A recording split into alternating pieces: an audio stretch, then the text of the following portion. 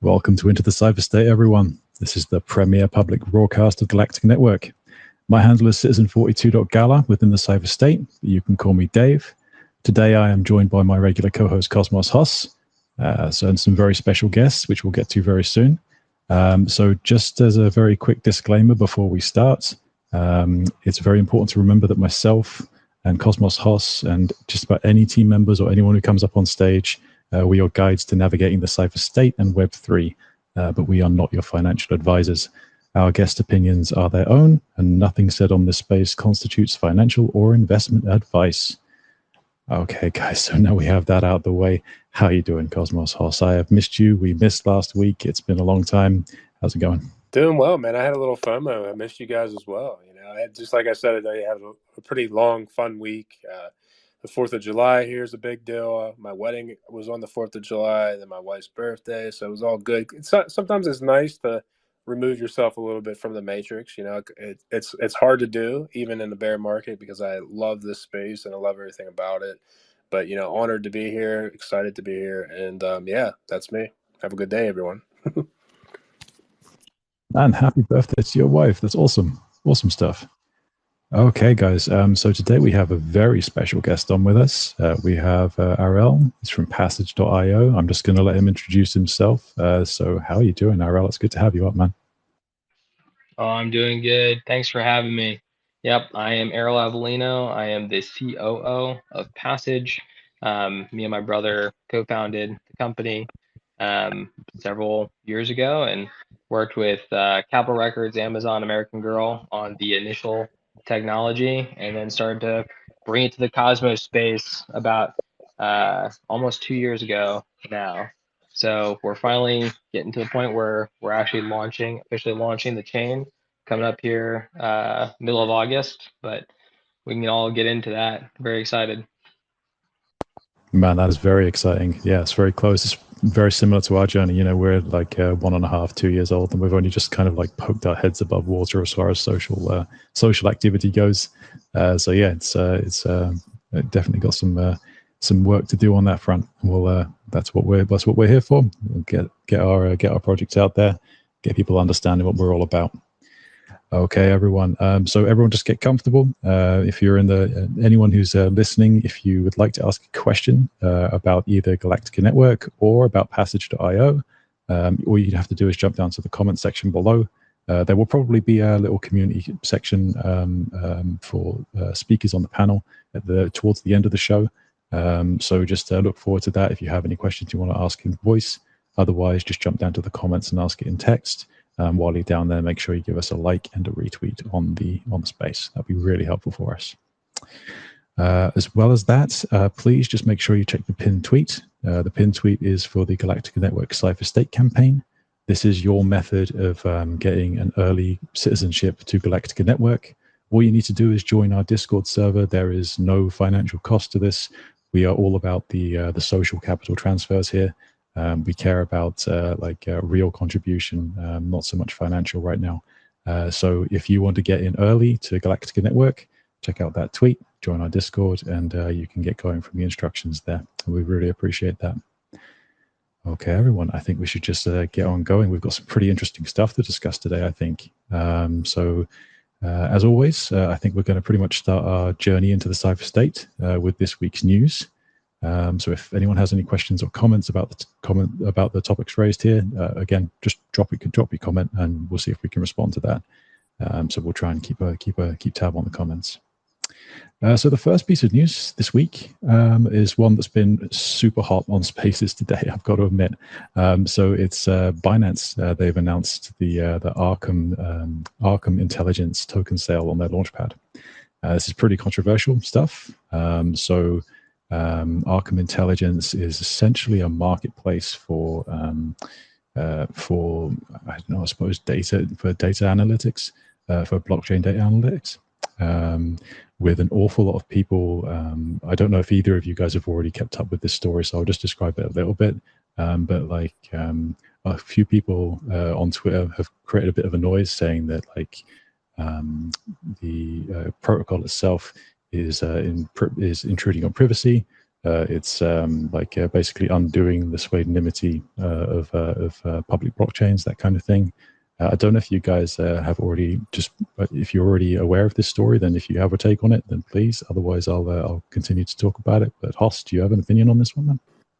Well, as for like Binance launching that, like I have no problem with people that want to do what they think is best for them and not, I guess, appease America. Like there's a bigger world than just America. And like, I know as an American and you know, being here, you know, we have this like centric view that the world revolves around us. Like we're like the sun of the solar system or something, but that's really not how it is. The world's a lot bigger than just the geographical region of America. So like, you know, Binance is over in Dubai, and like Dubai's they're all for crypto. So as long as where they're located at is kind of appeasing their local, you know, authority, then why not? You know, like there's no borders really in technology. It's kind of like water, it just goes wherever it goes. Like you can't really stop water flowing, you know, and you could build a dam, I guess, like the SEC's doing, but that's kind of that. Now, as for like how Arkham is doing it, I'm not going to lie, I didn't like really do a deep dive on them per se, so I don't really have a comment, but I'm not a fan of anyone kind of infringing on open privacy, so. It's a strange thing, though, because I think a lot of it has been misunderstood in a variety of ways. They've actually just released it from Twitter. I've just seen that they've introduced an FAQ in response to all the FUD that's going around and all the conspiracy theories and all this stuff. There's a lot of conspiracy theories on crypto Twitter right now about this project, but the fundamentals of it that, well, in my opinion, the fundamentals are it doesn't seem to offer anything that hasn't already been available to people before. Like it's essentially, again, a marketplace for people to come and ask, like, to get data on individual blockchain addresses and like how the money web goes on that individual blockchain address, ostensibly for the purpose of trading data, you know, to level the playing field for smaller traders against institutional investors, that kind of thing. But obviously, this could be used in a much more malicious way if people wanted it to. But I think this kind of data scraping and data analytics has been available for profit since blockchain's inception. I would say it's been a service for at least that long. Arel, I don't know if perhaps you have an opinion on this particular story, or if you've even heard of this one going around Twitter right now. Yeah, I actively have tried to disengage from a lot of the Twitter drama, but you know, the topic is one that, like, you know, I think you said it well. You know, this isn't anything new in regards to what blockchain is and essentially what kinds of information it allows to be out there. So I think part of what we keep seeing happen is this constant tension between like user experience and the user experience that people are used to, and this like push towards you know, keeping things open, keeping things accountable. You know, where is the balance, and what is, you know, where do we actually fall with a lot of these projects? So most of crypto is like still very open, where most projects, you know, expose wallet addresses, and it becomes very easy to create identities out of all that open information. So I kind of think that if you were okay with that, then, you know, this shouldn't really like freak you out. But if you're kind of pushing against, I actually don't really know, outside of the fact that like people have been pushing for ZK for a long time and other ways of creating, privacy. I don't know who else would be kind of upset about what Arkham's doing. Yeah, I mean, I think this is just it's part of the course for interacting with a public permissionless database. You know, you're going to have people who are going to scrape that data and then use it for their, especially a financial system like blockchain currently. especially that kind of system. There's the incentive there to make sure that data is available to players for profit. So yeah, I mean, it's a strange story to me, and it's definitely blown up on Twitter, and I think it's blown up a bit more than it probably should have. And I'm sure that the FAQ from Arkham probably answers a few questions for people who weren't entirely sure about this one. So that's yeah. always the case with Twitter, and it always blows up more than you want it to. Yeah, right. Yeah, except your follower numbers, you always want those to blow up. Got to try and get those to blow up, right? That's the goal, anyway. Okay, so beyond this part of it, there's actually one more part of the story, which is just another failure of a technical failure, I would suppose. Apparently, during the Arkham intelligence referral program, they basically sent out all of their followers with a referral program. Unfortunately, these referral links that they sent out had the referee's email address within the link itself, just in simple base64 code, which has obviously been decrypted and doxed literally everyone who was on that referral program. So if anyone was on that referral program, please just make sure you secure your addresses, you secure your email addresses, change any passwords, and just be careful of your security, because that kind of thing, anyone can make a mistake, or it could be malicious. No one could ever know, but your security is your security, and it's really on you. That's kind of the ethos of Web3, so just be careful on that one. Hoss, I don't know if you have a comment on that particular blunder, I suppose. What was exactly the blunder? So they sent out a bunch of they started a referral program, and those referral links that were generated for the people who were on the program contained that person's email address who signed up for the referral program. So they doxed everyone essentially publicly. Yeah. So all those are email addresses. Yeah, I mean, I don't know. At this point, if you're doing that, it's the emails and like referral links, I always get hesitant for any of that stuff too, because it's not cool. Like, I mean, first off, who wants emails? Like, you know what I mean? Like, less is more with emails. So for someone to have my email account, they could just sit there and bother you. And then, like you said, for the doxing. So yeah, I don't like that. Always be careful. For anyone listening, anytime you get a link, always be careful. I personally am an advocate. It's called Malwarebytes. I'm not sponsored by them. I just like their product because it makes it nearly impossible to get any sort of like malicious crap, because it just detects it right away. And also, like, it's called YubiKeys, which is for two-step verification. Like, the more secure your posture can be, the better. Like, I always say for passwords too, just use a password manager, and then like for your main password to get into your password manager, make it something really complex, like a sentence and like all kind of different things that no one's really gonna ever guess. And then you should be pretty good. But yeah, always be careful. That's all I could say, because it's sad when people get malware or any sort of crap on their computer, or they get exposed and things of that nature, and never give your seed phrase out to anyone under any circumstance. No one's going to ask for your seed phrase unless it's malicious. Yeah, 100%, guys. Security is a massive topic and a massive issue. And again, when you're talking about blockchain and Web3, that security is on you. The buck really does stop with you. So make sure you're on top of it. Maybe follow some of Cosmos Hoss's advice there, because it's useful stuff. Okay, guys, I'm just going to do just a quick reset, guys. For anyone who's new in, we've had quite a few new people come in. This is the Into the Cypher State podcast for Galactica Network. We're here with Arel Avellino. I hope I got that nearly right, at least. And for Passage.io. And I'd really appreciate if you could jump down to the comment section below this space, give us a like and a retweet on the space. Just helps us get more information out to more people, educate more people. I mean, that's always the goal. So yeah, if you could do that, that'd be great. Also, I'd just like to put out a quick call. As I said before, we are going to be having, we'll probably be having a bit of a community section of questions towards the end of the show, where you can come up on the panel and speak and ask your questions to either myself or to Arel regarding the projects up here. So I would just like to call out, if you would like to come up and request to speak now, you're more than welcome, just so that we're prepared. But if you do come up on stage, please only just don't come off mute unless you have been called, and make sure if you do want to speak that you use the hands to make sure you're well known. But you're welcome to request to speak.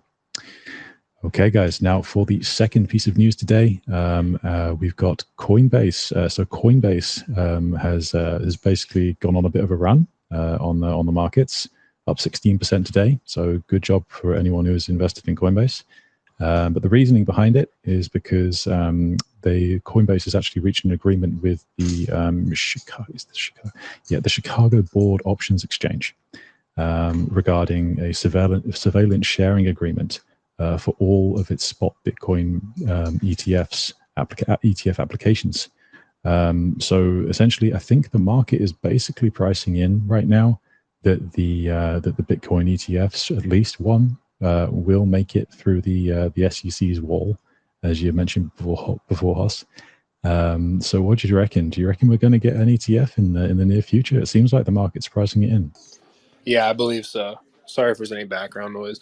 I think it's just a matter of time because BlackRock has so much power, and they have trillions of dollars under management, and they typically, from my experience, just studying them with real estate and anything that they get their hands in, they pretty much get their own way because they just have so much power and control. So if they want it, they're going to get it. That's my opinion. I could be wrong, but I think it's just a matter of time.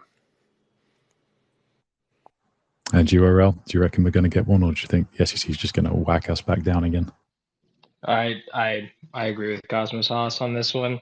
The BlackRock is holds the most assets of any entity in the world or something like that.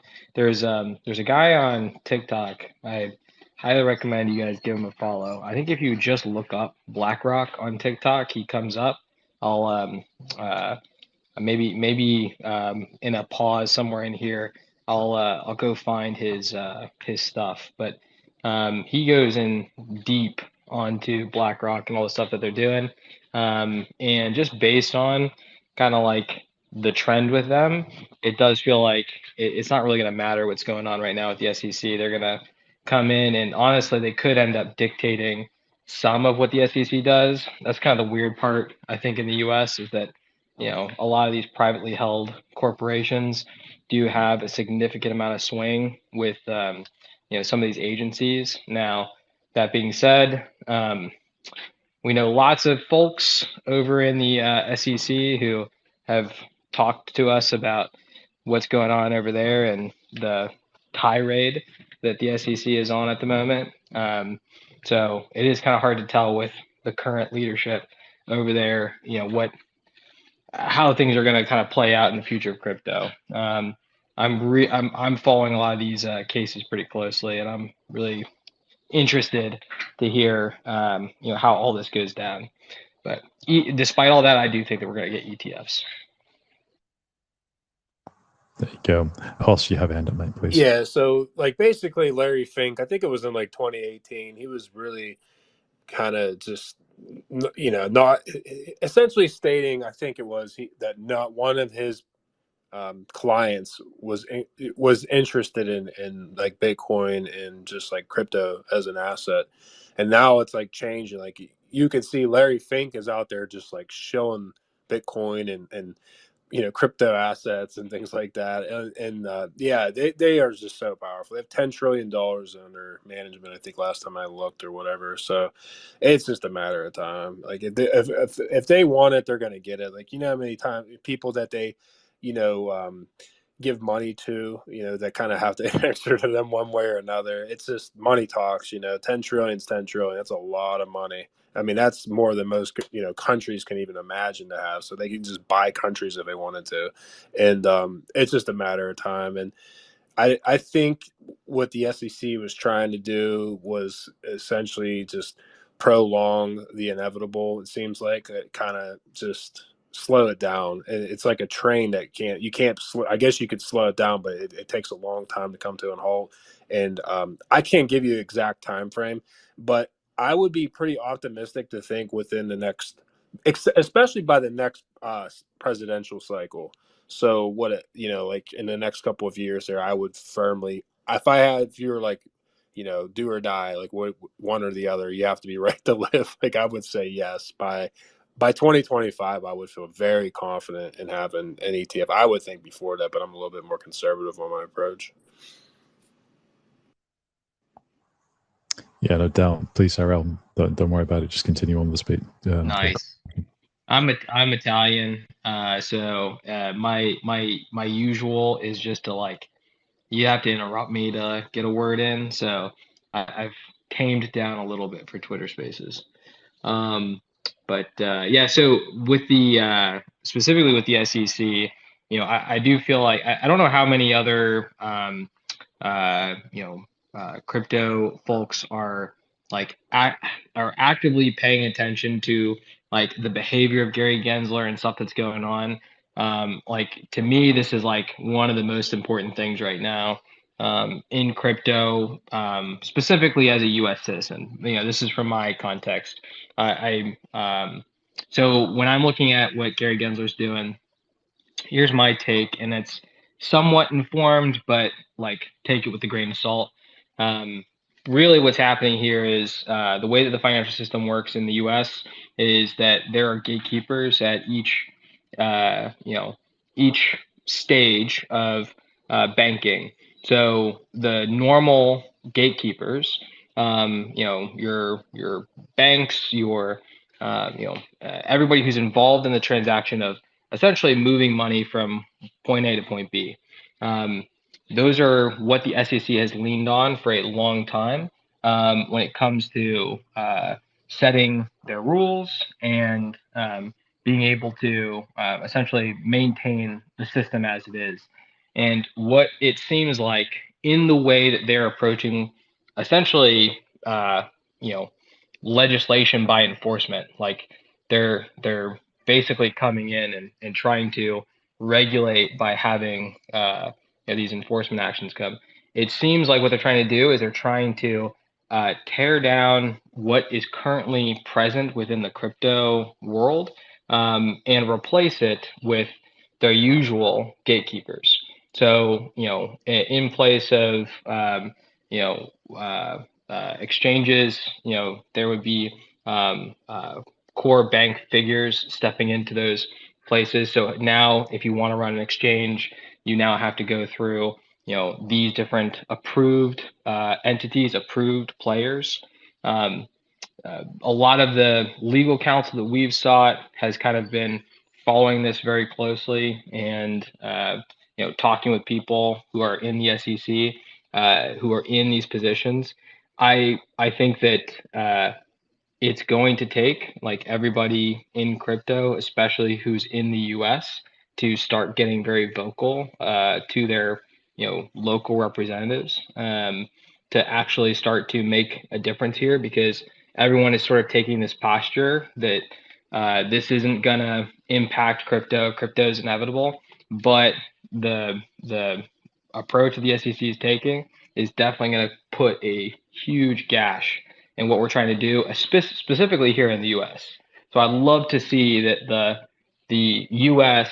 could be a big player in the crypto space, but if we keep going the way that we're going, we're essentially gonna, one of my lawyers put it this way. He's like, everyone sees that there's a tunnel and there's not very much space in between the tunnel and the top of the train, and we're standing on the top of the train saying, it's coming, but we'll have room, we'll fit. No, we don't have time. We got to start speaking up now, otherwise we're going to get our heads lopped off. So anybody who's out here in the US, like, get vocal. Don't feel like somebody else is going to do it. The more vocal you can be about disapproving of what Gary Gensler and them are doing. There's lots of different groups that are trying to form right now to, take action. If you follow me on Twitter, I will definitely be posting about any one of those that I see that looks like they could be making an impact. But I think all this stuff is very, very important. Otherwise, we're going to just stay centralized and corrupt, and we don't want that. 100%. I couldn't agree more, Arel. And there's a danger. There's always a danger because obviously the SEC and its ilk, they will always be able to go after the centralized entities like exchanges, that kind of thing. And that's kind of inevitable to an extent. But there's also a danger that they could also go after pseudonymous systems. Unfortunately, pseudonymity. You're everyone here. You've got accounts on Bitcoin, on Ethereum, all the major blockchains who rely on pseudonymity to keep you private, to make sure that your financial transactions are not public and available to all. The pseudonymity is currently being attacked through multiple angles, through regulatory angles, through AI, through very soon to be a quantum age of computing. Pseudonymity is going to be a difficult thing to maintain. This is one of the things that we're trying to fix with the Galactica blockchain. We're trying to we're trying to bring forward the concept of compliant privacy and try and head this thing off at the pass. So we allow people to actually transact in a compliant manner for territories like the US, and allow people to transact in a compliant manner while maintaining their privacy using our zero knowledge tech stack. So this is, I think, an incredibly important part of maintaining our freedom, our privacy, and most importantly for everyone around. If you feel like your privacy is under attack, then your major response to that should be, what is my custody of my assets like? Do I actually hold my assets? So custody becomes the most important thing of both your financial assets and your social, and very soon to be your social capital, as in the case of Galactica Network. There's like I say, we are under attack from a lot of angles right now. It's one of the things that will happen in a bear market. Is all the worst will come out, and then we'll fix it, and then we'll get into a bull run when everyone realizes that crypto wins anyway. So Hoss, sorry, I've left you with your hand up. Please. No, so yeah, like my if you look at my handle, I have that little blue shield next to it, and it's the shield that represents Stand with Crypto, which is from Coinbase. So Coinbase, I put it in the comments, but if you're American, I highly recommend you check the link out. But they have a program to become an advocate. They have all 435, I think it's 435 congressional districts in America, where they all have representatives at each one of those. So what I think it's Arel, what he was saying is true. Like, you need to speak up and speak to your local representatives, because at the end of the day, they represent us, and never let anyone push away or push you towards taking your freedoms away, because the fact it is, what's going on in this country is it's a lot of it's abuse of power, right? Like, you and I, any American, we can go take a trip to Vegas and put our life savings out and just go blow it in the casino. But yeah, if I want to buy some Ethereum or buy this or buy that, they want to say no, you can't do this or you can't do that. Well, is that not abuse of power? But my wife and I, we can take all our money and go to the casino and lose it all, with no repercussions. They throw this they masquerade that they really care about the people, but they really don't. It's all about power and money grab and everything else. So don't feel scared to speak up, because at the end of the day, they work for us. So if you sit there and you have that mentality oh yeah, crypto is going to work, and I kind of think that too sometimes, oh, crypto, it's inevitable. I think it's inevitable, but you still, especially in America, speak up. Don't let any of these people take away your freedom. Without that and privacy, nothing really matters at the end of the day. I don't want to live in a world where there's no freedom and there's no privacy. So speak up. Absolutely. Well, and also each one of the reason why your local representative matters, because they are the one who cares the most about you, the local representative, because if you are what votes them in. So the more that you get closest to the group that you have impact and control over and put pressure on them, it sets them up to go put pressure and actually speak up when it comes to going after the SEC. The SEC does not have the power to regulate, but if left unmatched, in this little pissing contest, then they're going to like essentially assume this power just by the fact that nobody is standing up. So be the one to stand up. Definitely take action, and definitely go check out what Cosmos Haas was just talking about with Coinbase. 100%, guys. Some good advice there, and some very good advice. So I just want to do a very quick reset on the space, guys. We are currently about 25 minutes, half an hour in. So just do a quick reset, guys. You are currently listening to Into the Cypher State. This is the premier public broadcast for Galactica Network. We are an L1 protocol, which is aiming to bring compliant privacy. We're attempting to bring a vision of decentralized society, including reputation and citizenship and everything that entails on-chain. So it's a huge undertaking. It's something that we've been working on for nearly 2 years now, and we're now only just kind of poking our head up. We're currently hosting these podcast spaces, whatever you might want to call them. We do one today on a Tuesday. We do one on a Friday. So we'd be thrilled if you just join us on either or both. We'd also be very happy if you could just jump down to the comment section below, give us a like and a retweet on the space. We attempt to make sure we provide as much education as possible between myself, Cosmos Haas, and any guests we have on, including Arel, who's clearly a massive educator in his own right. So we try and provide as much value as we can. So spreading that value is always helpful. Above, you have a pinned tweet in the Twitter space. This is for our Cypher State campaign. All this is for is basically your opportunity to provide some social contributions in order to earn your Galactica Network citizenship early. By earning your Galactica Network citizenship early, which is an NFT, a soulbound NFT, you gain access to your universal basic income, your validator rewards, all these things at an early stage when the rewards pool is at its highest, so you get the greatest rewards. So essentially, it's a participation campaign. There is no finance involved. You don't need to pay for anything. We just ask for your social contributions to our network at this stage, in a very early stage of development. Okay, guys. So what we're going to do now, we've just had a fantastic news section and some great insights from the guys from Haas and Arel. I think we're just going to move on now to a bit about Passage.io. Because I'm absolutely, I'm on tenterhooks. I really want to learn about this protocol. I've taken a very quick look just so I have a basis for a comparison and just an understanding, but I haven't looked too deep because I want you to describe it as best you can, Arel, and let us know what you're all about. I guess the very first question I want to ask, how did you get into the space and what led you to building Passage.io? I love that question. So basically, the inciting incident for our journey was 2020. Me and my brother were working with a lot of companies, some of which you might know, Warner Brothers, Dallas Cowboys, some really large players, basically creating events for them in 3D.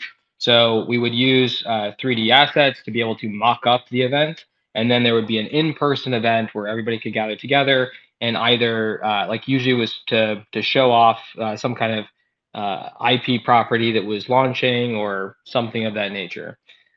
We've been doing this for a while, and basically 2020 wiped out that line of business. Came out of nowhere, and we started talking to a lot of the companies who we served, and the consensus was like, they need to still do events, but they don't really have a good way to do them. So what we kind of came up with was, let's go ahead and just take the stuff that we had been making to create these events and just start bringing it into 3D. And my brother came up with this concept that not only should these be like 3D worlds, but instead of like having an avatar running around, instead you would have essentially a window that floats around the room, and that window houses your video feed. So when, very similar to Zoom, you should be able to see each other as these floating video feeds. And that was the first launch of Passage. We basically went out, we did our first 3 events with Capitol Records, Amazon, American Girl. These were really, really large events. And this kind of proved the concept to us, but we felt like, one, these were really large, and we could probably bring this to make this more accessible to the everyday person to be able to use as a tool. So fast forward, we discovered Cosmos, and one of the biggest reasons for us to come to Cosmos was Akash. Akash was the first, in my opinion, it was one of the first products I had seen that truly was a product that thrived on being decentralized. So for us, we always saw that the way in which people interacted in our 3D spaces was very much like a microcosm of a social network. Anytime somebody comes in to a 3D space, they come out with a bunch of friends. So case in point, we did the Capitol Records holiday party, and also we actually did 2 events for Capitol Records. One was a holiday party, and another was a really large event that had like Joseph Gordon-Levitt and a couple other people who were there. The atmosphere was people would essentially travel from table to table, and suddenly like meet people, almost like what you kind of see happening on Omegle, and they would just start making friends. Like we had a dashboard that essentially showed us like the movement of people, and you would see people like essentially migrate from table to table, and then they would stop because either they found somebody that they were really interested in talking to, or they found a friend who they knew from the company. There's all kinds of things that were happening that were very organic, and you just don't see that in most most video event type settings. All of us remember a lot of the video events that had launched during 2020 and still to this day are active. It's a lot of Square Zoom rooms or something similar. And the interactions are always very like, okay, now it's your turn to talk, and now it's your turn to talk. There's no organic interaction. Only one person can be talking at a time. I mean, even now, we're doing this Twitter space, and only one of us can be talking at any given time. Whereas in a Passage room, you can have groups of people all having conversations with each other, and have a sense of exclusiveness to their presence in the room, because audio is spatial. So when you step away from somebody, you can't hear the people who are, in another part of the room. So that's kind of the inception of Passage. Now, why blockchain? Why does this need to be on the blockchain? Well, there's 2 reasons. One of the biggest was in order to make accessible the building of these worlds, because up until this point, the way in which we had delivered these world experiences was 100% us doing all the 3D work, and building them from the ground up. The worlds that we go launch out with in August are all going to be worlds that are worlds that we built. So we wanted people to be essentially have the ability to build their own worlds, but we also want to be forward thinking, because we believe that the future of 3D is this concept of the 3D web. So the 3D web is essentially, the taking of 3D assets and making it so that any one 3D asset can easily migrate to any program. So we essentially have global support of any given 3D object. And the more that we can work towards containerizing those 3D assets so that all the 3D data is tokenized, the more that we can make it completely independent of any one project and one source of servers to support, that's true ownership of those assets. So our goal with the Passage chain is that we can support that, and that's why we launched, one of the very first things that we launched was our marketplace, which houses, the Strangeclan NFT project, and several other NFT projects. Well, for now, it's our project and Chihuahuaverse. Chihuahuaverse also has their own world. The Strangeclan also has their own world. And eventually, that marketplace is going to be filled with 3D assets that can be used in our 3D world builder to build out your world and also to customize your avatar. So some stuff that we're thinking about in the future as well is, continuously supporting other projects that are on the same mission as us. Projects like Ready Player Me, and there's a bunch. It's too many to name, but that's the origination of our project. Now, there is kind of a long-term view. We also believe in kind of this concept of a decentralized social platform.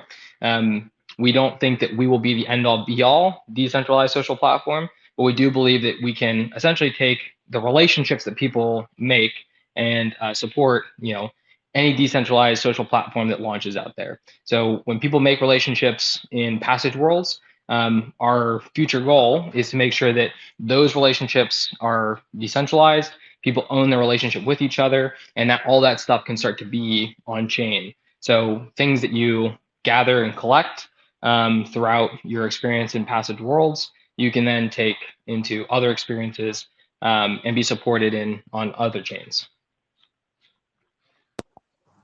Wow, that's a lot to unpack. That was impressive. Okay, so firstly, I actually really like the concept of these avatars that are simply your web feed. I think that's really cool. It's a very genuine way of interacting with people. Like you, and obviously with the spatial audio and these and very authentic kind of avatars, even though they're a bit like abstract, is like they look like these floating circles. For anyone who hasn't seen it, just a floating circle with kind of your web feed inside them. Even though that's quite abstract, it's a very I can see that being a very genuine method of interaction, of social interaction. And a lot more natural, I would say. And also, like, this is one of the reasons why I'm very bullish on the metaverse, as it were. I'm not sure it will come to pass in the same kind of way as everyone in the world thinks it will, but it's a massive it's a massive use case for blockchain. Not a lot of people really realize just how usable blockchain technology as an immutable ledger is for not just financial transactions but social ones. So it's this is, I think, I can actually see an awful lot of synergies here between Passage.io and Galactica Network, funnily enough, along with our reputation systems and our governance, all that kind of thing, and like this kind of civil resistance and reputation we offer in the kind of worlds that you guys are building. I think that would be an interesting mix. But this looks absolutely incredible. And anyone who hasn't actually seen it yet, it's in the title of the space, Passage.io. You just take a little look. They've got their videos and everything on the front page there. So yeah, definitely take a look at that and make sure you. I'm sure, Arel, I'm sure we can click through on your profile and get to Passage somehow as well. Absolutely. Yeah, it should be right there in my profile. You can also go follow at Passage.io on Twitter to get the updates on when stuff is happening. I also retweet pretty much every update that comes out of Passage.io. You'll see Abby, on the Passage.io Twitter, doing a video that like explains a lot of what new updates have come out. More recently, a lot of the updates have been about the world builder and the worlds that are going to be ready and available at launch. And yeah, we should definitely talk about how we can get Galactica and our projects to work together, because there is this movement towards essentially creating a persistent social layer. And I do think it's going to take the collaboration of many chains to make that work. One of the things that is a question that we get a lot, is like, what makes you different than all these other metaverse projects that are out there? And one of the things that, I mean, outside the fact that actually our experience looks the best, our experience is the most premium. You can go look at like footage of our spaces, because they're built out in Unreal Engine. They look incredible, and no other project is currently building on Unreal Engine in this way, and also making it accessible in the browser. So if I were to host an event and send out a Google Calendar invite, everybody who clicks on that link doesn't have to download anything. They'll just show up in the world. But because of that, it's also, I think it really does cater as well to some really premium use cases. So one of the things that I see happening is group coaching being a big part of this. So, think about how popular, essentially, if you think about it, are leaning culturally towards decentralized education through YouTube and gurus and mentors. Like, say what you will about certain gurus out there, but there are the ways in which people are educating.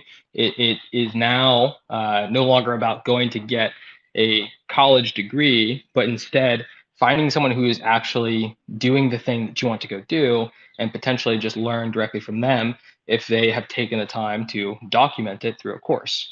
So a lot of these people also have group coaching programs where they just, instead of trying to one-on-one mentor people and having it be extremely expensive, instead they can very reasonably mentor a group of 25 people.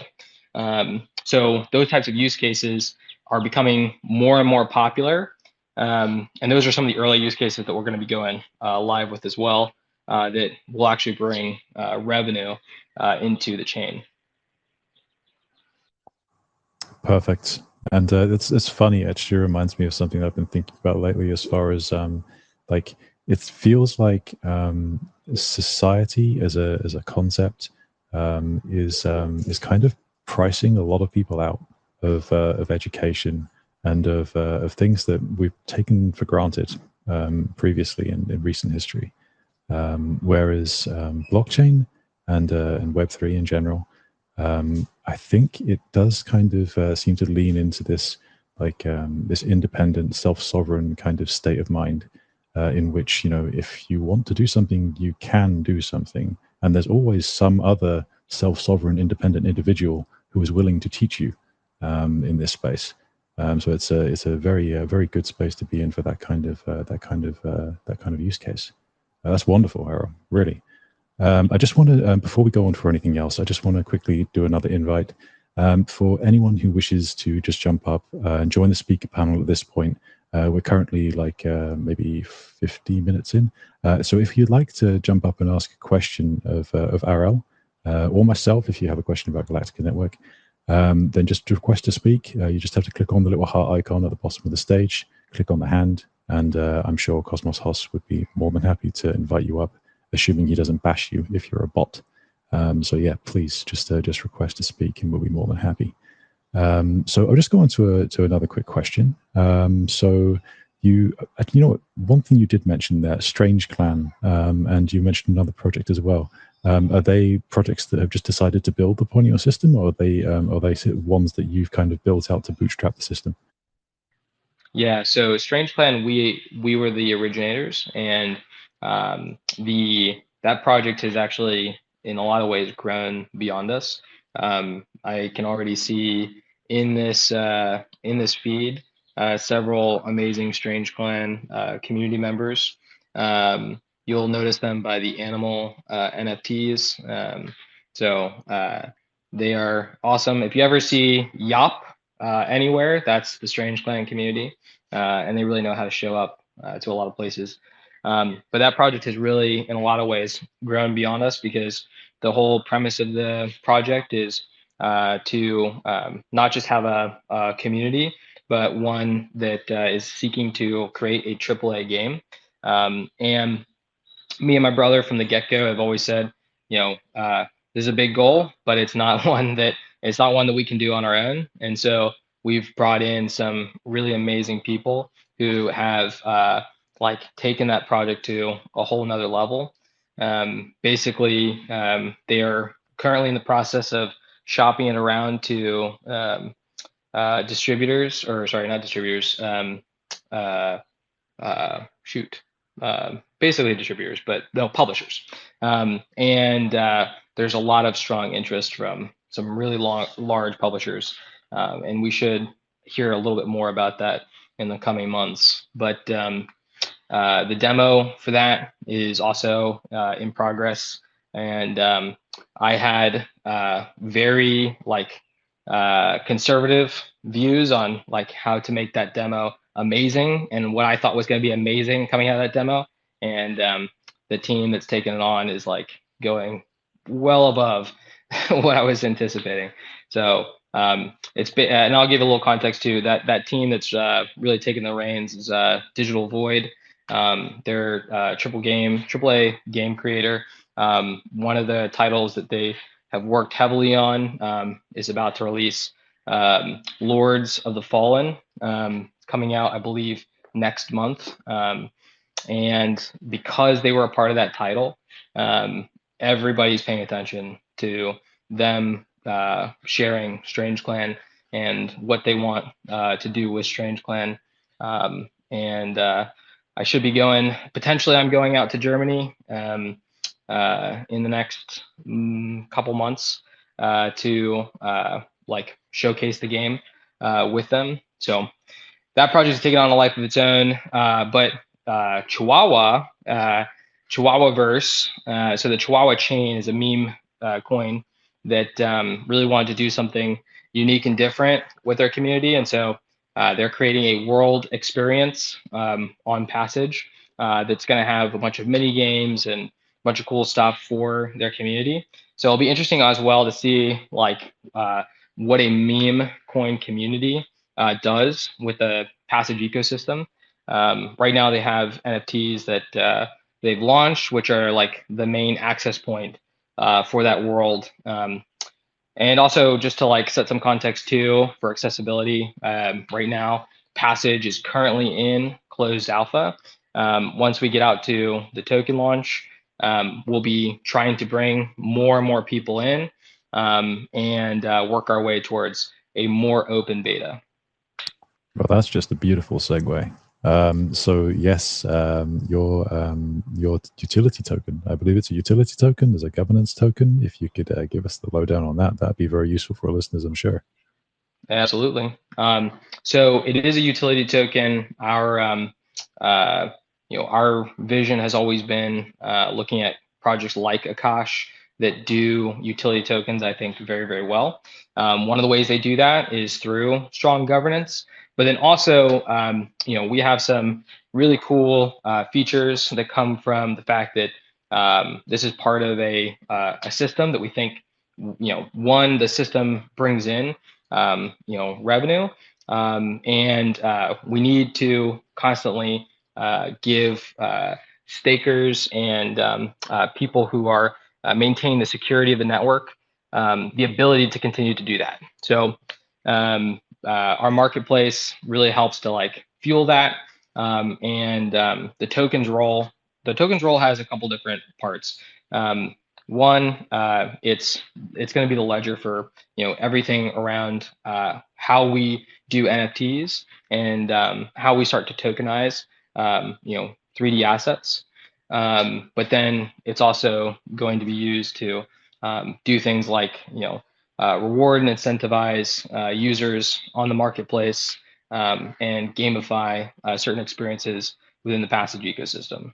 So the token, if anybody is a 3D artist or a developer or just is desiring to make 3D worlds, the token will be used for voting on any new 3D assets that come into the marketplace. And eventually we'll open up so that people can have their own 3D assets come into the marketplace and then be used in our 3D world builder. And if you want to see a demo of what I'm talking about when it comes to 3D world builder and what that all looks like. If you go to Passage.io, there is a video on that Twitter profile that has what it looks like to get into a Passage world and then build out a Passage event. That's amazing. That's a really cool set of use cases. As in addition to governance, it's really nice to see it's nice to see Web3 projects that actually have proper use cases for their tokens. Always good. Hoss, I've realized that we've been chatting, but we haven't had your take. I'm not sure if you have any opinions or any questions. If you do, mate, please. No, I mean, it's always exciting to see like the technology be used for technology and not just another like DeFi protocol. Like my background, for those that don't know, like I'm an accountant and like I'm in money and finance and I've been in business for quite a while now. And like obviously crypto was invented to essentially replace the old antiquated monetary system. However, which I believe it will, it's just taking longer than we think because of the people that have the hold on the old ways don't want to change over. That's just human nature. However, like this technology is I think it can improve, if not replace, essentially all kind of different ways of the things that we do things for just granted. For example, like the cloud computing we're talking about, Akash, and truly being decentralized. And like there's things in crypto that we couldn't do if we had to run everything through a central entity like AWS. And like it's exciting to see. Like I think over the next couple of years, you're going to see a lot more use cases for crypto that actually are useful for the people, the users, the consumers, but also for businesses. Like it seems almost in this space that we kind of put the cart before the horse, so to speak. Like we built things that like aren't really technically that useful for like businesses and the average person, like it was more just like infrastructure, if you want to call it, like the roads and the railways and everything else. Like that's awesome, obviously you need that, but now it's like time to take this technology and build actual use cases that people need it for, use it for. And like Passage is really cool because it really makes like having a conversation in a group setting digitally like way more just like personable, and like that's obviously useful. Like that could be useful for all kind of businesses, especially now more than ever. Like more businesses are like myself, like I get to work from home, and like we do like team meetings, and they're just like really lame. Like there's a bunch of us and it's just super lame and not personable. And like that's just a use case right there. And it's just cool to have people building things that are actually products to get people over here. And I know Arel spoke briefly about like gaming and things like that's just a huge market to get people in this space, and they don't even need to know they're like in this space, like they're using crypto, but it's going to happen, and it's exciting. And that's kind of like myself. I've been like focusing more over the last, I don't know, 6-7 months or so, like focusing on finding like projects that are actually building products that are actual useful in the future. Like not that I don't like finance, and not to keep ranting about it. It's very important, but it gets kind of like watered down with another like copy and paste or fork of this and that. So shout out to you guys. Just keep building like cool, useful things. I super appreciate that. Yeah, I mean, this is all about. I think both Passage and Galactica Network and Hoss, of course, are all kind of on the same page here. That it's a social layer. I'm far more bullish than most people on social layers for blockchain, because as Hoss said, it brings that layer of humanity that blockchain is truly lacking, and that's people talk about mass adoption. Mass adoption. But the thing is, until we have more than a simple financial layer and a smart contract layer. Now, while smart contracts are for sure a better method of doing contracts than anything in Web 2, without doubt, no one's going to actually use the things until they actually are on chain. And the only way we're going to get the mass adoption of people that we're looking at here on chain is if blockchain and Web3 essentially becomes an extension of society that it's meant to become. And the only way you do that is by getting verifiable people on chain. Again, this is a goal of Galactica Network. We are attempting to bring genuine verified people on chain through use of a ZK tech stack. We're intending to give people the option to become a citizen of a blockchain for the first time, and therefore allow you to genuinely represent yourself to any other entity on chain, or through the IBC bridge, through export your reputation that you build on our chain through to other ecosystems as well. Arel, you have your hand up, my friend. Please. Yeah. So I there's this concept that's super interesting to me. I don't know if anybody has heard of Link. Link is and it's not blockchain. This isn't blockchain related. So I'm going to try to compare this to essentially what you're talking about around Galactica. So Link is essentially Shopify's way of essentially competing with Amazon and Apple Pay and all of that. For a long time, the only reason why people enjoy shopping on Amazon is because it's really, really quick. It's really, really easy. And so the biggest advantage that Shopify can start to chip away at that Amazon has is the ability to make payment and shipping information quickly and readily available. So what they've done is across all of the stores that use and are built on Shopify, they've enabled this thing called Link.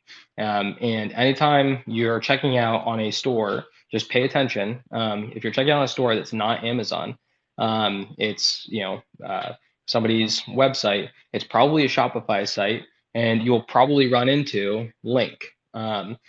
It'll save your payment information, and it'll connect it to your phone. So any store you go to from here on out, you can use that. And then people also use that as well on, at brick and mortar stores, because Shopify has a POS system. So there's all of these ways in which this thing that is essentially an infrastructure layer is starting to take just one little bit of your information to then become extremely useful across an entire ecosystem. So when we talk about mass adoption, the real beginnings, I think, of mass adoption is creating, small victories in key areas. So accessibility is a huge one. The more that we can make it really easy for people to transact or use some type of blockchain layer, the more we're going to start to see people come in. And it can't be just generally that okay, we've made it easy for people to do X, Y, and Z, but we haven't quite pinned down what kind of a use case we're talking about. So with Link, specifically, it's becoming the easy access point for people to come in and purchase from any one of the, I don't even know how many numbers of Shopify stores there are. I'm pretty sure it's like many millions of Shopify stores. Just so you guys know, my background before doing this was e-commerce. I was there for 5 years, built a company from 0 to 7 figures. So had some really interesting insights that I got during that time of what moved the needle for people to actually jump in and adopt our product that we were selling from our store. So little things like that make the bridge significantly easier. Another thing that you were mentioning when you talk about the social layer, to me, what's really exciting about these conversations about mass adoption and trying to create this social layer that people want to interact with, it's when we can find really good niche use cases where like this is low hanging fruit for people to interact with. So, in thinking about our big vision for Passage, our big vision for Passage is that uh, we create a social media a layer that people want to interact with, they want to have relationships on, which gives utility for stuff like Galactica, where people can then store the information for those relationships.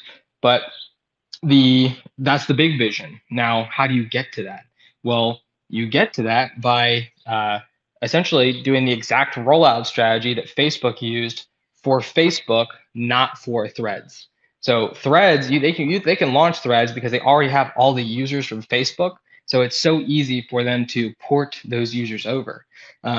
But to start Facebook, you needed to start campus by campus. It had to be that you were it was specifically catering to the people in a small area, and then slowly built out from there. So it was all about the utility of trying to network and knowing that the network of your campus was going to be critical for your future job success. Like that was a really amazing use case, and then it could build and scale from there. So that's kind of like a huge reason why we focus so hard on the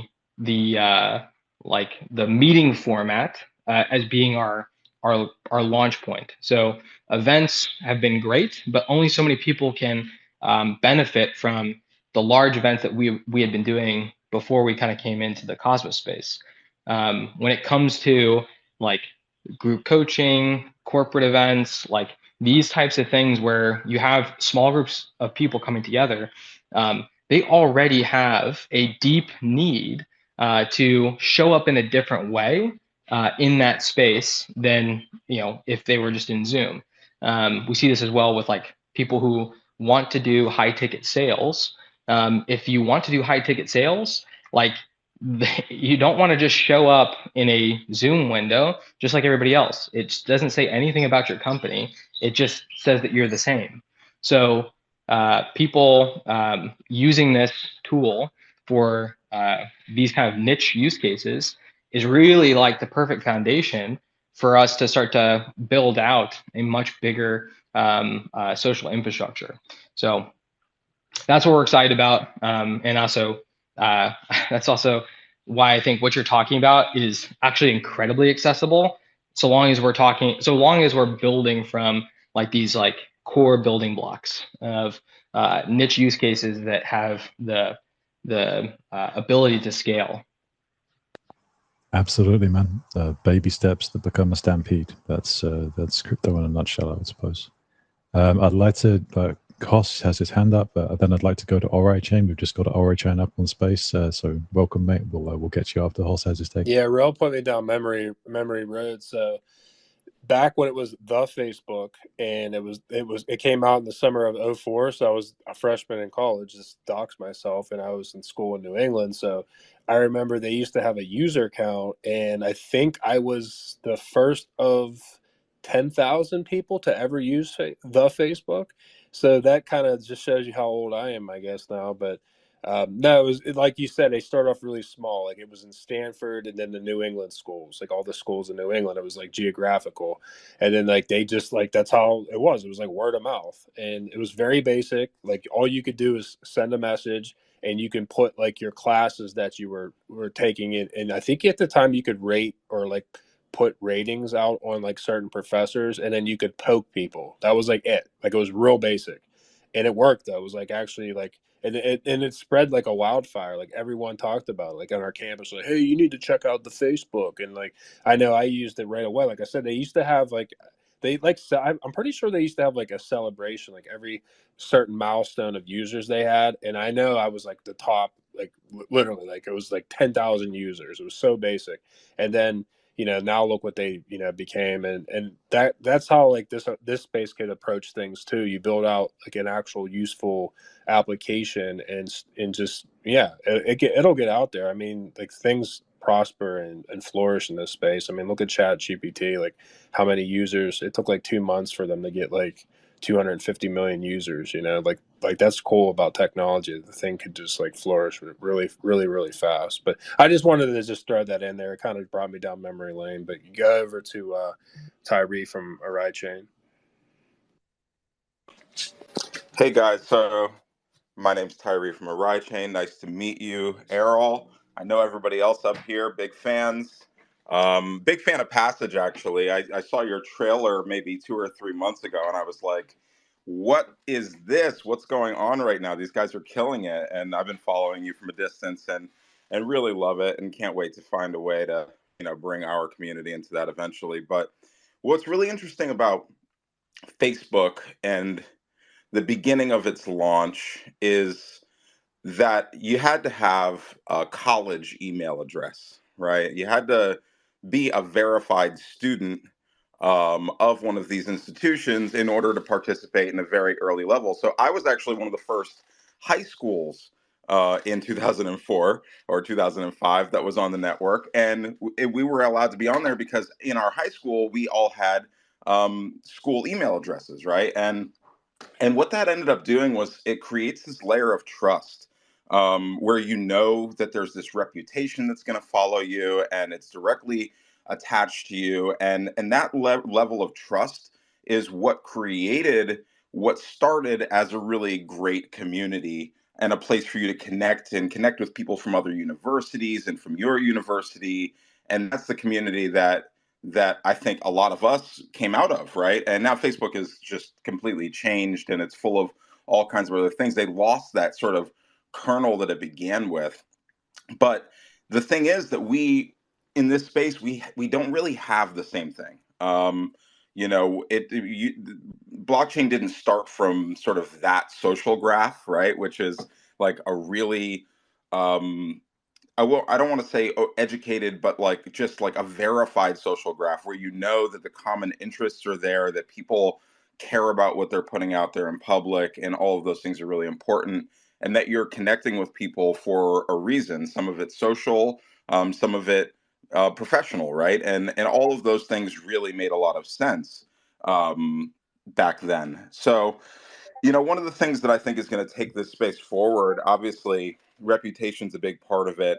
I think the ability to actually connect and in these communities is a big part of it. But, I think on-chain on-chain entities, like the ability for people to get together in a semi-trustless way and actually create an on-chain business, right? And that might be an e-commerce business or a digital goods business or a service or a class or something like that. But the ability to collaborate together and to create a business in this space and launch that business outside of the token economy piece of it, that's where the growth of Web3 is going to come from, right? The growth of Web3 is going to come from the actual adoption of it in terms of economic activity, where you see positive cash flow coming in from the outside for honest services and goods that people actually need and want.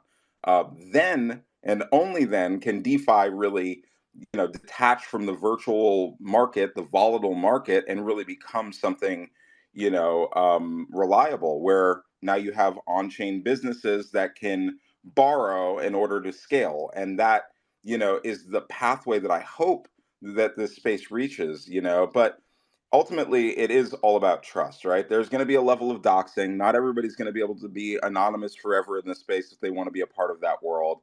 And there's going to need to be important tools like reputation.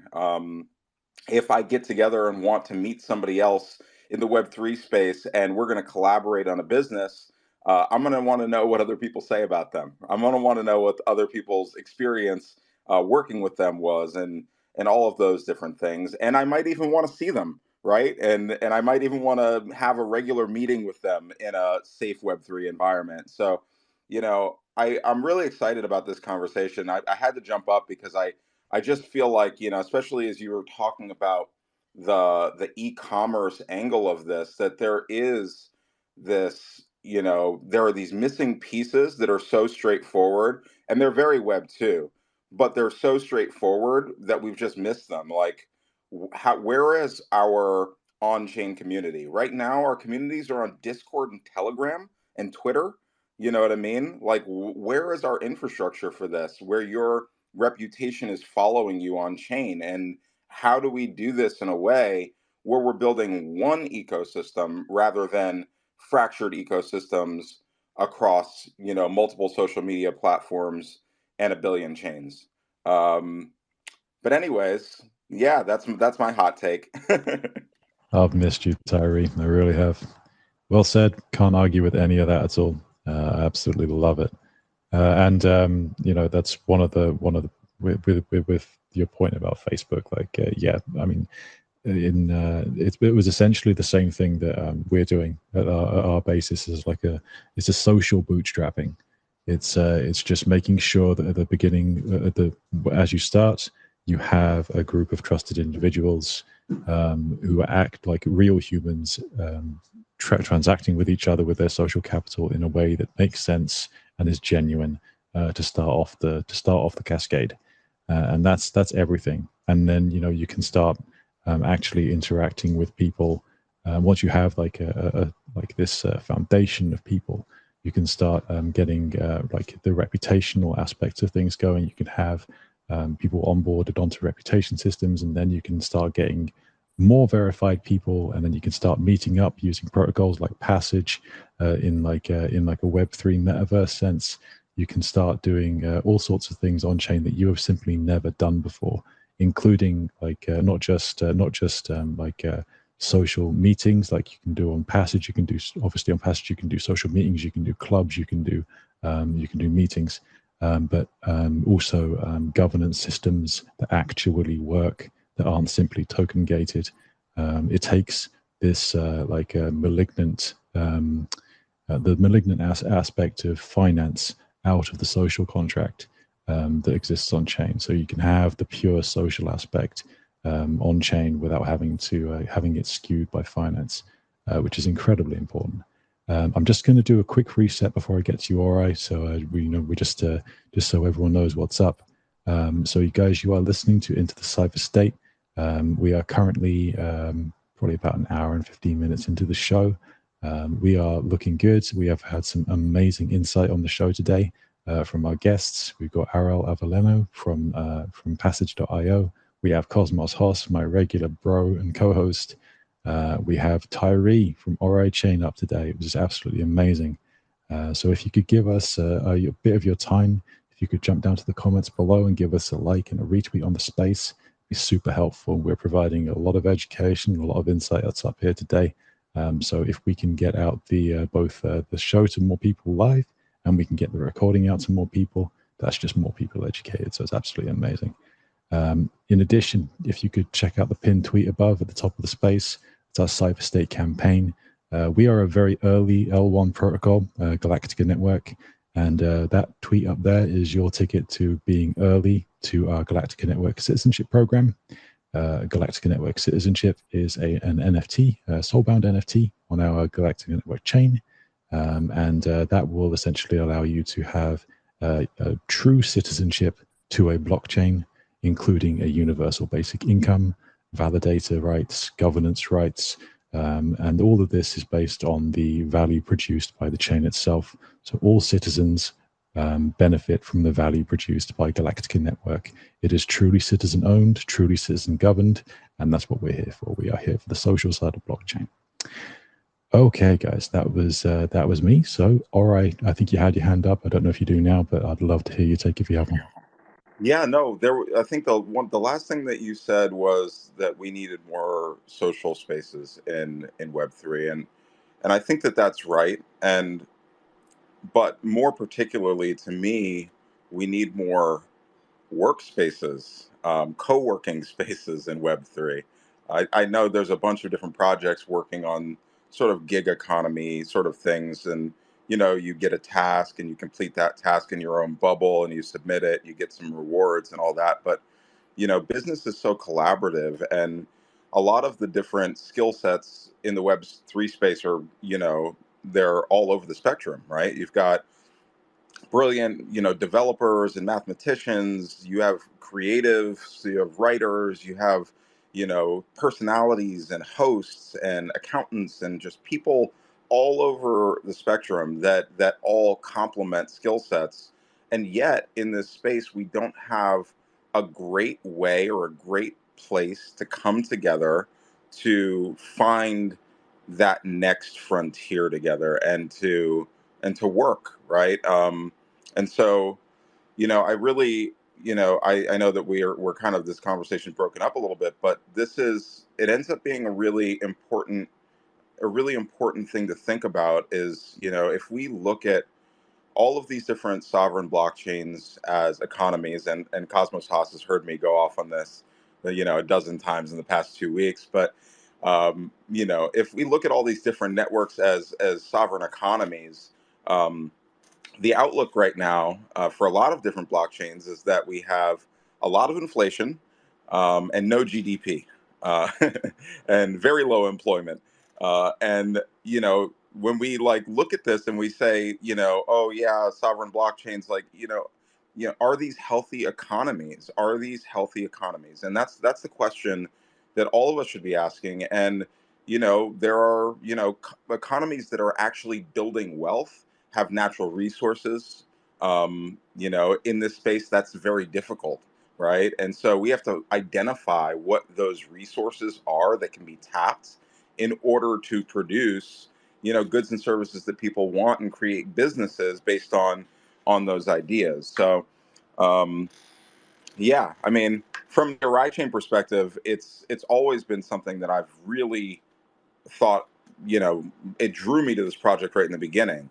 We have an abundance of big data, the entire world's looking for it, and now we have to find some way to harness that in order to actually create value for real people, for institutions, returning value back to data providers, creating a direct place for AI providers to go to market with their products rather than having to go get a job at Google or something. Like these things, they really matter. But collaborative spaces are so important, and everybody in the space needs to understand that you, as a citizen of the blockchain ecosystem, have an opportunity to actually bring your skill set. It's valuable to somebody, right? It's valuable to a project. It's valuable. So, you need people to stand up and say, look, I need a writer for this task. I need somebody that, seemingly doesn't see themselves as being valuable to crypto, or has experience in this space, to stand up and say, I want to, apprentice and learn and take that step. So I think that we're in a very special time when we can actually have this professional development, these services, these goods, and education is a big part of that, but also providing a medium for people to collaborate is important. Again, Tyree, I really can't disagree with any of that. Well said, man. Well said. I have a couple more questions I would like to ask Passage IO just to finish up. But Arel, if you want to just finish off with your take on what you wanted to respond to that, please do. Yeah, absolutely. I really like that concept because it really resonates with me. The concept of we need to be able to create sustainable economies. I've seen the same trend where we have lots and lots of layer ones launching, and a lot of them don't necessarily have a way to support their economy. So I think that's why like real products are going to make the difference here. If we can see more products come into the picture, then we'll actually see revenue come into these chains, which create sustainable ecosystems. As somebody who's built traditional companies from the ground up, like the only way that's possible is when you have good product market fit to be able to have.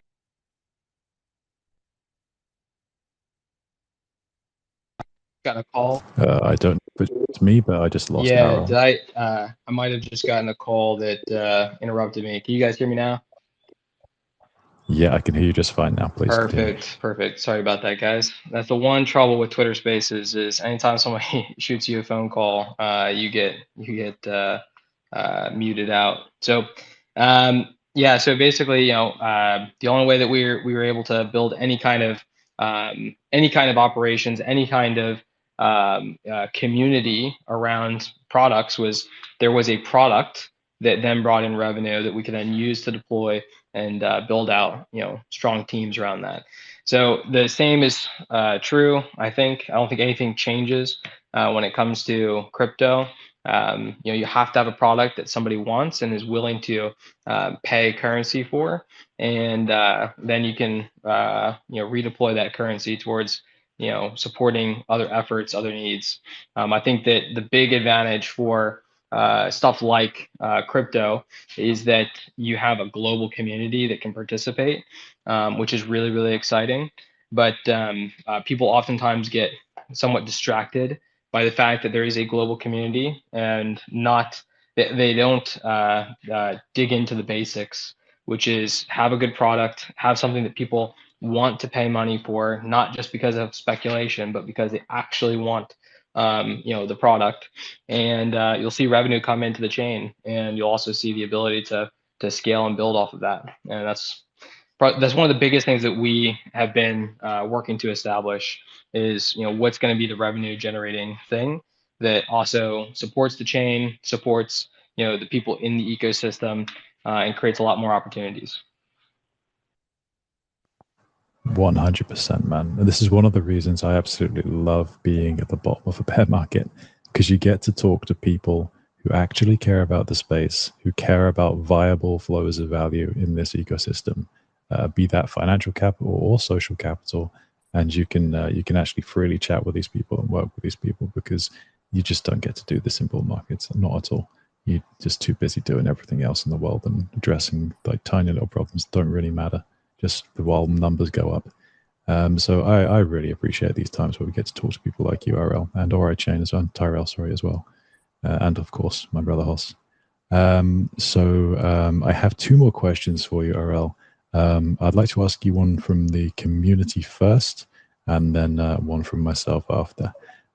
So the one from the community is from actually one of our highest ranked members in Discord, Sen the Slayer.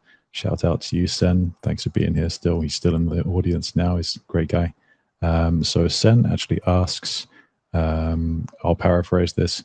Will Passage itself be a set of instanced like environments, or will it be like an immersive, consistent kind of 3D world? Yeah, so our team has the vision of one day having like an immersive, persistent world, but essentially keeping in mind the first goal, which is to create a true product that has product market fit and can generate revenue for the chain. Our initial rollout is going to be instanced worlds where essentially any user can launch a world, and there is going to be a dashboard where people can access it, but then also the world owner can create private worlds. So some of the examples of projects who are building worlds on Passage for business use case are a music festival that is going to be doing digital tours, and they'll be launching these as they go. We'll be able to talk a little bit more about them. Some information has gotten out about them, but we've been asked to still not comment yet. We also are working with another. It's funny, there it isn't all just music examples, but weirdly enough, the music people are very forward thinking. Royce to 59 has been building his educational presence, working towards actually having an accredited program that he can take students through, and we intend to do a lot of that stuff with Passage, especially with the core initiative that he kind of brought into the space. So they're building their Heaven Experience world, which is also very exciting. There's a number of more use cases that that people have been creating, and all of them are kind of like centered around these instanced worlds where they have full control of whether it's public or private, and they also have the ability to craft exactly what the world looks like. Amazing, and that makes perfect sense, to be honest. Like, I think a lot of people in the use cases that you're going for, and at least initially, will definitely be wanting to make their environment very unique and very tailored to themselves. So it makes sense being instance environments for sure. So I have one more question for you, Arel, and that is about the future. So you've talked an awful lot about what Passage is, what you're doing, and how you're building your community. What's the roadmap? What does the future hold for your project? I love that. So basically, the over the course of this year, the marketplace, which is currently right now being hosted on Juno, we're kind of an interesting project that we have elements of the project that are live and have been live for over a year now, and all of it is for the purpose of migrating to the Passage chain. But you got to get it right, outside of the chain before it makes sense to migrate it to the core chain itself. Learn all your lessons the easy way, and then start to actually build your true infrastructure. So the marketplace will be migrating to the Passage chain, and that's going to kind of start this like cascade of events. So things that people will start to see go live is the dashboard, where people can set up Passage accounts. They can see what worlds we have in process. They'll also be able to go use Passage coin right away to either purchase avatar assets or vote on future assets that created for the world builder. If you get accepted into our closed alpha program, you'll be able to test a lot of features ahead of everybody else.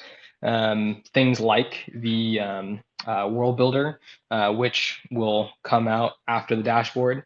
The world builder is a drag and drop tool you can use to create any world with any of the available assets. And then it's going to be a constant rollout of new asset packs, things to essentially make those tools easier to use, and also add additional plugins so that people can create the types of experiences that best suit their use case. And again, we're really focused on use cases that are business oriented, such as like private communities, group coaching, sales. There's some large companies that we're talking to that they want to have a unique customer service experience because they have really high value customers. And so bringing them into a more personal experience is key to that experience. So essentially creating tools to make it very easy to organize and create good experiences in those worlds. Stuff like having a hosted space where the host can bring up guests onto a stage and then silence everybody else, and facilitate discussion so that you don't always have the messy experience. And then people, depending on the type of event or the type of group scenario, can either participate in that discussion or migrate away and create their own discussions. So everything's going to be built around this, both the world building tools, plugins, and marketplace. They'll all be rolling out with features that help to support these revenue generating experiences. I think that'll be a really good win for everybody in the ecosystem and builds a lot of steam for future development and bringing a lot more developers from the community, not just from our core team, into the project. Absolutely incredible. You heard the guy. Let's make sure that we all show Arel some love. He's been absolutely amazing this evening with his insights and his information on Passage. So make sure you check out Passage.io. Give them make sure if you can click through on Arel's profile and go to the Passage.io Twitter account, follow them. And make sure you sign up for any alphas. That's for sure. Let's see if we can give them some love on that side of things. So yeah, I think what we're going to do is we'll just start to wind down the space. I think this is a very good point to do that. We've had an amazing time. We've had some incredible takes, some great insights from all of our speakers, including Tyrell and Hoss. So yeah, I've been absolutely thrilled with this evening. It's been a fantastic space. Thoroughly enjoyed it. So just for reference, everyone, if you would like to have your opinion or question included in any of the spaces that we do, be that either on this space, on the Tuesday space, or on our Friday community space, you can post them in the comments in this particular Twitter space, or the easiest way of doing it is to jump down to Discord. So you can probably find that in the pinned link. And there's an AMA questions channel in there where you can ask questions of either ourselves or our guests. So that's a good place to do that. Also, if you jump onto our Discord, you can also find our Cypher State campaign, in which you can start just providing some social contributions in the form of liking Twitter posts, signing up for our newsletter, that kind of thing. And just by providing these social contributions, you can gain ranks in our Discord and earn your very first Galactica Network citizenship. I'll leave that to decide whether it's something that might be valuable to you. But obviously, there's no finances involved. It's just social capital. We just need a viable, genuine community right now. We're small. We've started small, but we are growing rapidly, and we're a very small but very tight community right now. So yeah, looking forward to seeing you on Discord. For anyone who hasn't already, please, even though we're at the end of the space, please like and retweet the space. That would be my final call for that, because it still helps us get the recording out to more people. And there's actually been an awful lot of education on this space. Arel and Hoss and Tyree have provided some amazing insights and education. It's very valuable, so it's always good to get that out to more people. So please give us a like and a retweet before you leave the space. Other than that, guys, I'll just invite you to join us on the Galactica Corecast. So that's our Friday space, same time at 8 o'clock. So on the Friday. So please join us then. I'll just ask everyone, we'll start with Hoss. If you just want to give a final thought and say goodbye, please do. It's been an absolute pleasure, guys. So please, Hoss.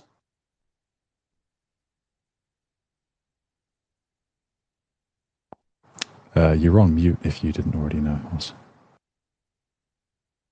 I'm sorry. What did you say? My phone was. I was asking if you had a final thought or wanted to say goodbye, mate. No, yeah, it was a great conversation. I really like what Passage is doing. Like I said earlier, I'm all about teams that are utilizing crypto to build actual products and have reasons for people to use our technology. So and obviously Galactica and the Ride Chain and others, that's really fascinating. And I always, like every space, just shout out everyone that's in the space, everyone that listens to this space, and just keep learning and growing and doing your thing, because I do think, I can't predict the future, but these are the times to be in here doing your research and really like digging in, because we do believe the market will come back. And I mean, history says that technology always progresses forward. So I think we should be okay with that. And yeah, just have a great rest of your day, and shout out to everyone. Take care. Thanks, man. We're looking forward to next Tuesday. We'll have another go. Tyree, mate, I don't know if you just want to say goodbye. If you have a final thought, please, man. Yeah, thank you. This is I love getting up and chatting with you guys. This is obviously the stuff that I love to do. If anybody in this space, obviously, my name is Tyree Robinson. As I said before, I'm from Ride Chain, head of business development. Follow us. We have a weekly call every Saturday. Open invitation to Galactica and to Passage. You guys feel free to join us. Love to have you on and introduce you to our community anytime you please. Definitely look forward to connecting after. And back to what I was saying before, everybody in the audience, like, if you guys are wondering, how to get involved further into this space, get a notebook, write some things down, come up with some ideas, make friends, and do the damn thing. There's nothing stopping you. This is the one place, in the world where you can go and be your best self and not have limitations where, some corporate dude's looking at your resume and throwing it out the window. You can be anybody you want to be in this space. So, forge your own future and get in the game. But yeah, big thank you. Thank you for letting me jump up here with you guys today. And I look forward to talking to you soon.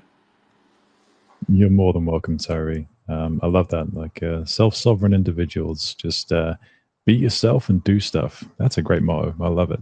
Okay, guys. So as to lead us out, RL, if you have a final thought, just want to say goodbye. It's been an absolute pleasure, mate. Fantastic stuff learning about Passage.io today.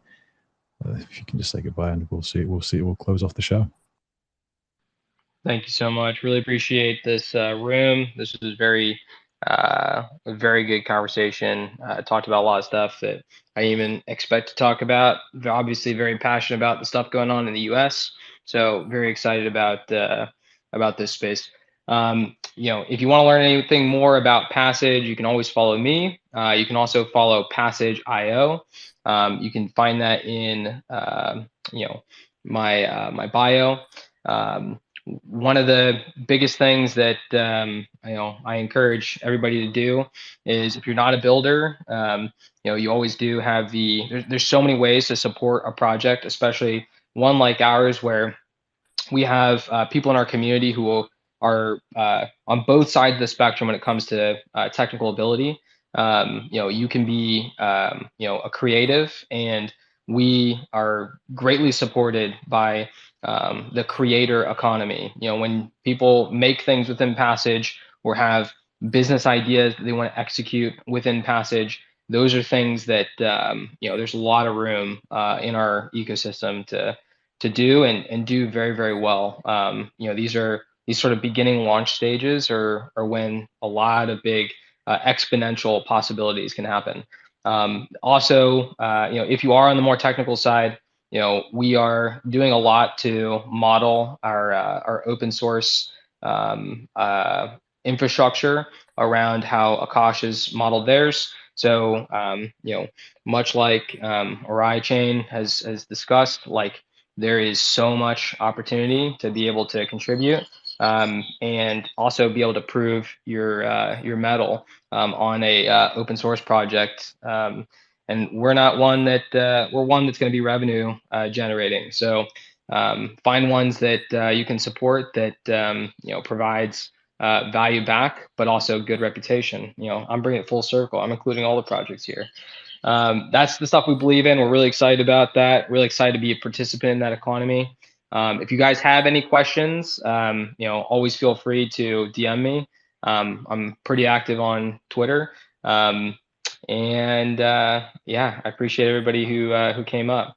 I definitely am looking forward, just as a side, to talking to Arai Chain, because I'm not usually the guy to like drop alpha, but I'm just gonna drop a little sprinkling here. We've been doing a lot with AI. We haven't been super public about it, but we're doing a lot with AI,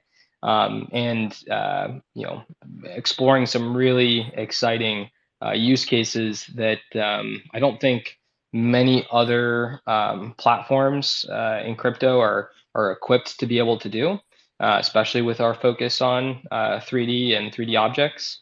So definitely looking forward to collaborations together and getting some really cool stuff built. Yeah, I love that. Feel free. Haas, I know Haas is already on it. I see him on my DMs in Telegram. So we'll definitely connect soon. Again, I've been following you guys from a distance for a while and have always loved, what you're doing. So, I'm glad that when I jumped on today that you're in here. I got the COO, I got the man in the room. So I'm looking forward to discussing more. Absolutely amazing, guys. And again, this is what happens in the bear market. You actually get people connecting in a genuine manner and building something. It's absolutely amazing, and I love it. Okay, guys. For reference, everyone in the room, this Twitter space is recorded, and it will be going out on YouTube probably tomorrow. So check out the Galactica Network YouTube channel if you want to see the recording. It will be slightly clipped just to avoid the blank stuff at the beginning and the end. But otherwise, it'll be unedited. So I'd really appreciate you if you check that video out when it drops. Jump on the Galactica Network Discord. And other than that, guys, I've really enjoyed this space. I really appreciate everyone who's joined us today as both a speaker and as a listener. So thank you for coming. Really appreciate you. Finally, and as always, we look forward to seeing you on the next episode of Into the Cypher State. I'll see you again on Friday, guys, on the Galactica Corecast. You have a nice time now. See you soon.